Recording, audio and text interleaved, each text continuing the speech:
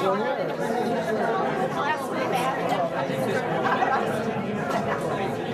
you got to move over. I have to sit next to my new best friend. First of all, hello everybody. Hello. And it's great to see all these old people. The idea for this is that we all, judging from emails I've gotten, a lot of people have something to say. So the idea is that the panelists are going to just speak very briefly to kick off a dialogue. And it would be nice if we heard from everybody, as many people as possible. There are no rules, of course, except, remember, a sign of aging is getting long-winded. So the panelists have agreed to speak for 5 minutes max, and I guess anybody else speaking should follow that rule too. I'm going to be the timekeeper, okay? So if I go like this, it means stop. Just a couple thoughts. In 1968, we're not going to introduce panelists. You can read it on the brochure, who everyone is and what they, a tiny slice of what they've done. But just two thoughts. One is, in 1968, I think Conard was 100% white, that I remember. Coming in, talking to the janitor, he said it's now 30% white. We live in, I can't believe it's that low, but we live in a diverse world, and diversity is a big topic now. I mean, at the University of Maryland, where I work, we pay a lot of attention to that subject. Second of all is, people were always different and lived different ways, except that you weren't allowed to as much.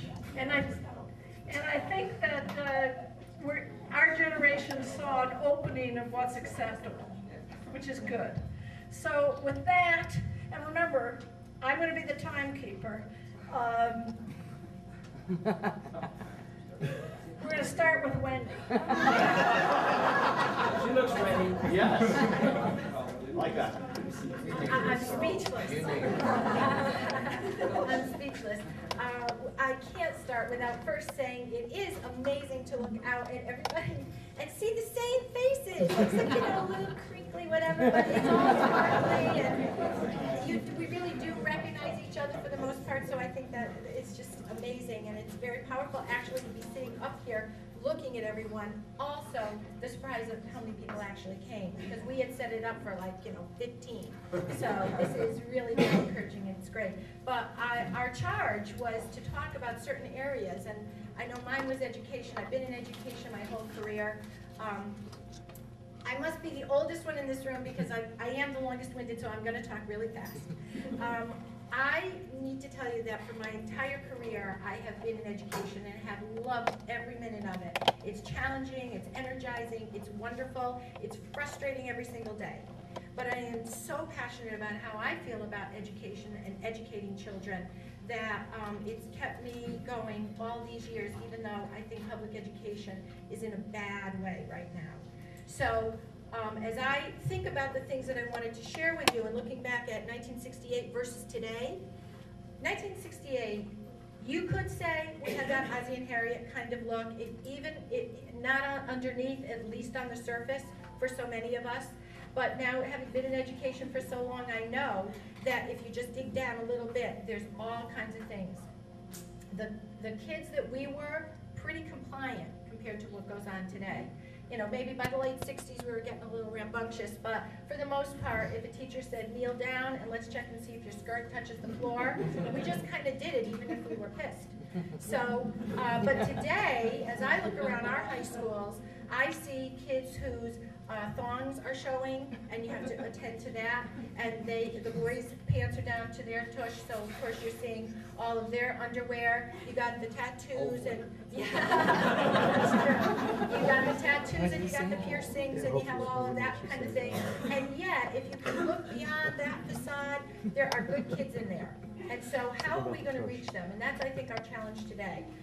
We have a new commissioner in the state of Connecticut, and he's putting forth some new initiatives in education, which I think are all good. And so I'll let you know in 2008, we're looking at high-quality preschool across the board for every children. That's what we need to do. Bring everybody on board with some level of understanding. We need high academic achievement in all areas: reading, writing, math, and science. And we need to be really attentive to how we teach reading. So the teachers who are coming out of colleges have to know how to teach reading, and they do not. So we're remediating kids in the later time because we didn't instruct them appropriately in the lower grades. So we need to make some changes there. And then the high school reform. Nothing has changed in high school. We have some teachers, think back to our high school experience.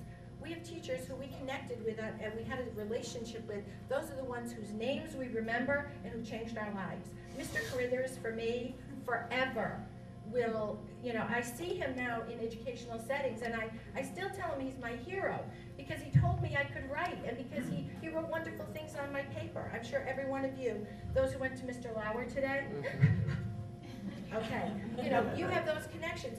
But I look around our high schools and I see we're having problems with some of our teachers. So when I think about reform, we need to change the day, we need to change the expectations, we need to think about how we're preparing kids for the future. For a future? I do. But I think I go pretty fast there, don't I? So, see, you're taking up my time. Tough crowd. Detention. Could you stand outside? I'll have a lot more. One of the things I do want to jump to is technology. Because here's another thing that's making me crazy in education.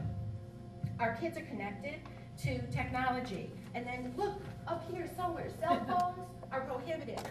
What if you came into class and your teacher said to you, today I want you to connect with someone outside of the country on your cell phone. And when you do that, I want you to ask them this. First of all, where they're located, and then look up where they are according to longitude and latitude. I want you to find out what the weather is. I want you to find out what time it is there. I want you to be able to chart all this in a visual representation, so get over to the computer when you're done. Don't you think kids would be interested in doing that? And it's all about applied skills. So how do we move our teachers to there? Some of the things we're looking at in education today is better teacher and administrator evaluation. Because we've been talking for years about some of those teachers that needed to be moving on. And so, in closing, may I say that this has really been a pleasure, but if you're passionate about education, get out there and let your people know in the state so we can make some changes. We won't even get into No Child Left Behind. Let's get a new administration.